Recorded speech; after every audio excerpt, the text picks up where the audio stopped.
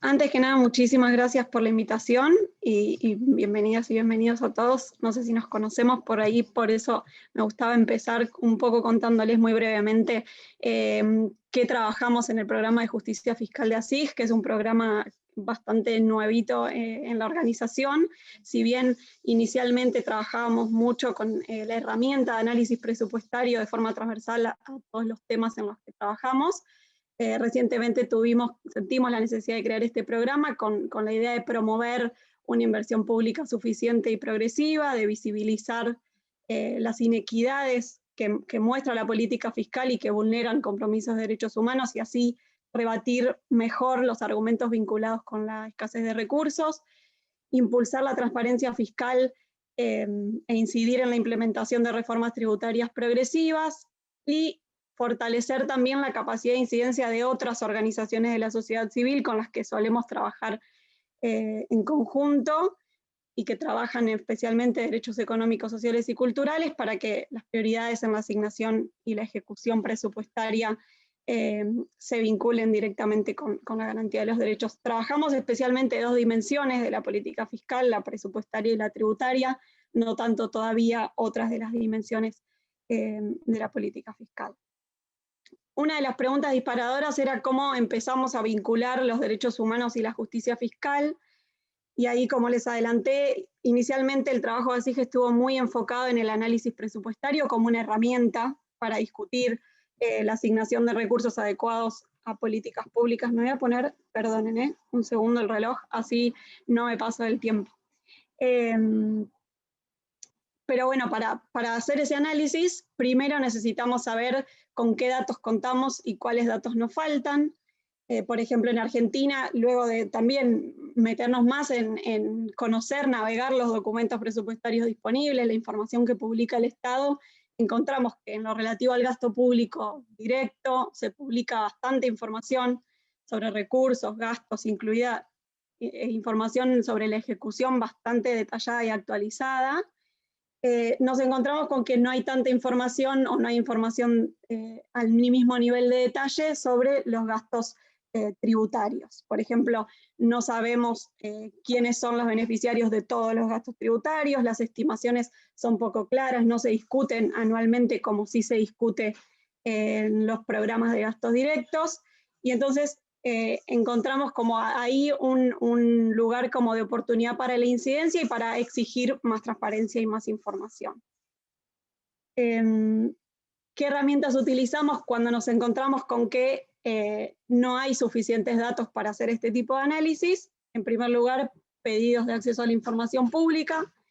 y en segundo lugar, cuando nos encontramos con que las reparticiones obligadas a darnos la información o que sabemos que tienen la información o que si no la tienen deberían producirla, en Argentina existe la Agencia de Acceso a la Información Pública a nivel nacional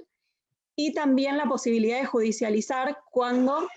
no es posible acceder a esa información en el ámbito administrativo. Entonces, bueno, esas son como las principales herramientas en estos supuestos en los que la información no es suficiente para hacer análisis e incidencia. Y de alguna manera estas herramientas las utilizamos siempre en el marco como de nuestra meta o objetivo final, que es promover el fin del secreto fiscal en los casos en que se aplican para denegar información vinculada con beneficiarios de gastos tributarios, y también visibilizar cuando se trata de privilegios fiscales que consideramos que son injustos o que no están bien justificados. Ahí tenemos dos casos judicializados, tres en realidad, ahora les voy a contar un poco el tercero, pero los dos más interesantes, sobre todo por el tiempo con el que contamos para la exposición, uno es el de puertos patagónicos por reembolsos a exportaciones a través de estos puertos. En este caso se trataba de un régimen que fue derogado en el año 2016 por ser inequitativo y distorsivo, porque había beneficiado a grandes empresas y no había logrado incentivar la producción. Y otro es el caso de un régimen de promoción para pequeñas y medianas empresas, que significó obviamente una pérdida importante de recursos, pero encontramos que no había evaluaciones de impacto ni ningún tipo de información pública disponible para entender si el programa cumplía con los objetivos que buscaba, E incluso nos encontramos con reuniones, luego de hacer varios pedidos de acceso a la información pública, tanto a la Administración Federal de Ingresos Públicos, que es la agencia recaudadora nacional, como al Ministerio, que es autoridad de aplicación de este régimen, aunque ni siquiera el propio Ministerio tenía la información sobre los beneficiarios, porque la Administración o la agencia recaudadora aplica un criterio bastante restrictivo sobre el secreto fiscal y no brinda esa información ni siquiera a quien tiene que ejecutar esa política. Entonces ahí decidimos, después de obtener 2 resoluciones favorables de la Agencia de Acceso a la Información Pública, pero que fueron incumplidas por la AFIP, presentar amparos, que es el mecanismo que ofrece la Ley de Acceso a la Información Pública para hacernos de la información cuando el Estado no la brinda. Y en los 2 casos tenemos sentencias favorables, en uno de primera instancia y en otro de segunda instancia, pero que están todavía con recursos de la AFIP para resolver desde mediados del año pasado, y hay como una gran crítica a las demoras en los plazos judiciales que hacen que probablemente cuando obtengamos la información, bueno, uno de los regímenes que igual sigue siendo relevante contar con esta información, pero ya no se encuentra vigente, y vamos a tener información del año 2016 para atrás, porque fue el periodo sobre el cual se pidió la información. Bueno, en estos 2 casos, como les contaba, la justicia confirmó las decisiones de la Agencia de Acceso a la Información Pública, considerando que el secreto fiscal debe ceder cuando se trata de información de interés público, y tiene que priorizarse la publicación de este tipo de datos por sobre los intereses privados de los beneficiarios, que se trata de transferencias de recursos, al igual que el gasto público directo, que debe ser público, incluso encontrarse publicado según los estándares de transparencia activa que regula la Ley de Acceso a la Información Pública.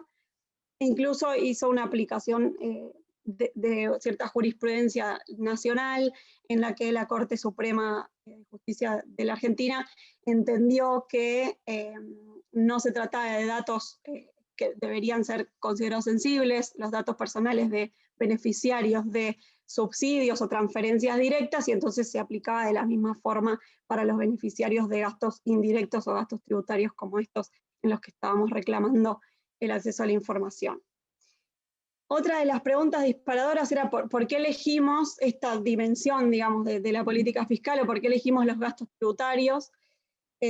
Como les adelanté también,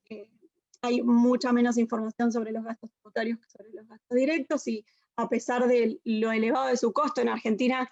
los últimos años representaron casi el 3% del PBI, las exenciones en total. Algunas de ellas son súper controvertidas, como la exención de ganancias a magistrados, funcionarios judiciales, el régimen de promoción de la actividad minera, entre otros.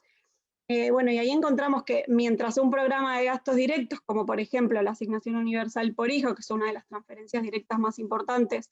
en Argentina, tiene metafísicas, tiene indicadores de resultados, sabemos a cuántos beneficiarios alcanza, es revisado anualmente tanto por quien la administra, que es la ANSES, la Administración Nacional de Seguridad Social, como por el Congreso cuando debate anualmente el presupuesto. No sucede lo mismo con los gastos tributarios, que se sostienen a lo largo del tiempo. En general, la mayoría son más de 40 entre regímenes de promoción y gastos tributarios regulados por las leyes de diferentes impuestos, y encontramos con que su impacto no es monitoreado, se hace una aplicación muy extensiva del secreto fiscal, y esto genera, de nuevo, lo que les contaba, que la información sobre los beneficiarios sea secreta, y en muchos casos no solo no accede la ciudadanía o la sociedad civil, sino que ni siquiera es pública para quienes ejecutan esas políticas. Ahí otra de las preguntas era cómo determinamos qué información era necesario pedir. Primero hicimos como un peinado, un mapeo de todos los gastos tributarios disponibles, que en Argentina los publica el Ministerio de Hacienda en su momento, el Ministerio de Economía actualmente, en un listado de estimaciones por un periodo trianual, donde informa cuánto estimativamente va a dejar de recaudar por cada exención o gasto tributario. Hicimos múltiples solicitudes de acceso a la información pública, tanto a ministerios como a la AFIP, y bueno, ahí nos encontramos con un diagnóstico sobre el rol que cumple el secreto fiscal para perpetuar la opacidad de esta parte de la política fiscal, y fue así que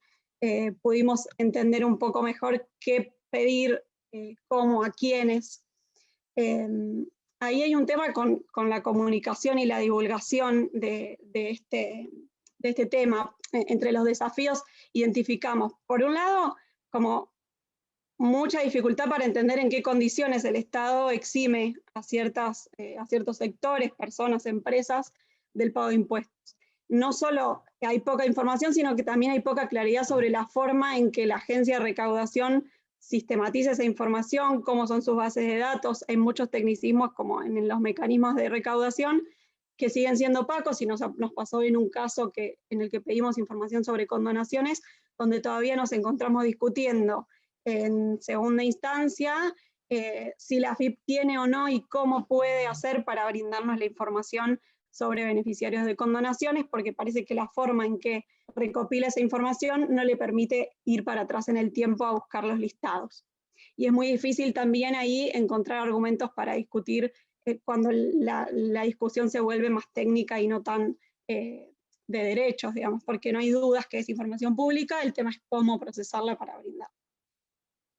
Por otro lado, tenemos como la dificultad o el desafío de cómo enfrentar la opacidad y la falta de participación en los espacios de toma de decisión. Como les decía, en general pasan desapercibidos los debates sobre estos temas. Una de las herramientas que usamos es exigir información, visibilizar cuando no la hay y seguir produciendo conocimiento. Ahora estamos trabajando en un informe donde tratamos de analizar la participación de los diferentes actores en la toma de decisiones sobre algunos regímenes, como el de promoción de la actividad minera, el de promoción de la industria del software, hoy de la economía del conocimiento, y nos encontramos con muy escasa participación de diferentes sectores. Suelen participar casi siempre únicamente los sectores interesados, y son quienes tienen más llegada al poder y más alcance para determinar al detalle cómo regular sus beneficios. Entonces ahí hay un desafío inmenso por abrir tanto la información como la participación en esos espacios de toma de decisión. Y otro gran desafío es cómo enfrentar los dogmas y potenciar la comunicación para evidenciar lo grande de la problemática y lo injusta también en los casos en que se beneficia a sectores económicos poderosos, que probablemente ese dinero se podría usar para gastos directos más relevantes para la garantía de derechos y para reducir los altos niveles de desigualdad que tienen Argentina y todos los países de la región. Y ahí una de las herramientas que usamos es comparar gastos directos y gastos tributarios, y entonces hacemos, por ejemplo, comparaciones sobre cuánto representa el total de las exenciones fiscales en forma comparativa con la mayor política de transferencias directas que alcanza a los sectores más pobres de nuestra población, como la asignación universal por hijo. Y ahí vemos que las exenciones representan 4 veces la asignación universal por hijo. O vemos algunas exenciones en particular, como la de exención de ganancias a magistrados y jueces y funcionarios del Poder Judicial. Bueno, y lo comparamos con ciertas políticas que evidentemente sabemos que son importantes y representan una gran cantidad de recursos, pero que todavía siguen siendo insuficientes, como puede ser el Ministerio de las Mujeres o los programas que intentan abordar temas, problemáticas de vivienda, de acceso al aire. Ahí estamos también empezando a trabajar mucho más en conjunto con el área de comunicación, para intentar hacer más accesibles los contenidos, incluso pensando en otras estrategias como memes, como llegadas más accesibles para el público en general, y tratar de pensar unas campañas que vinculen mejor las diferentes dimensiones de la política fiscal, como el gasto directo e indirecto, incluso la forma en que recauda el Estado y divulgar lo regresivo del sistema impositivo. Ahí, un poco retomando también otra de las consignas para esta charla, era cuáles son los aliados o los actores relevantes en estas agendas, y ahí encontramos que en el ámbito más bien de exigencia de acceso a información ha sido muy importante la Agencia de Acceso a la Información Pública, con estas resoluciones que les contaba, favorables, interpretaciones adecuadas sobre la Ley de Acceso a la Información Pública. La Oficina de Presupuesto del Congreso es una institución que funciona en el ámbito del Congreso de la Nación, que ha ido aumentando muchísimo la producción de conocimiento, incluso ha publicado recientemente un informe sobre la estimación de los gastos tributarios para el año que viene, donde aplica su propia metodología y estima que para este año esta exención de ganancias a magistrados y funcionarios para un universo muy pequeño que es a nivel nacional, va a implicar en el año 2021 36.000 pesos por funcionario, como está haciendo metodologías un poco más ajustadas y más precisas a las que suele hacer el Poder Ejecutivo, así que es un aliado también súper interesante para pensar la divulgación, la comunicación y la visibilización del tema. Después trabajamos muy en conjunto, obviamente, con las organizaciones que integran la iniciativa de principios y directrices, que muchas de ellas también compartimos el espacio de Lateral, que es una red regional que promueve la transparencia y la democratización y el acceso a la información y produce conocimiento en temas específicamente de gastos tributarios. Y bueno, por otro lado, como actores relevantes, no tanto aliados por ahora, sí son los ministerios que son autoridad de aplicación de los gastos tributarios, el Ministerio de Economía, la Agencia de Recaudación, hoy es nuestra contraparte en las causas judiciales, pero obviamente es uno de los actores más relevantes. Por último, para cerrar, sé que estoy justita de tiempo, quería contarles un poco también en el marco del cual se da como esta estrategia de litigio estratégico, que no la hacemos como en soledad o solo no usamos únicamente esta estrategia, sino que también tratamos de utilizar otras como la capacitación, la realización de guías y de talleres de análisis presupuestario, discusiones de semanas y de mesas de trabajo con otras organizaciones con las que compartimos agendas más sustantivas durante la discusión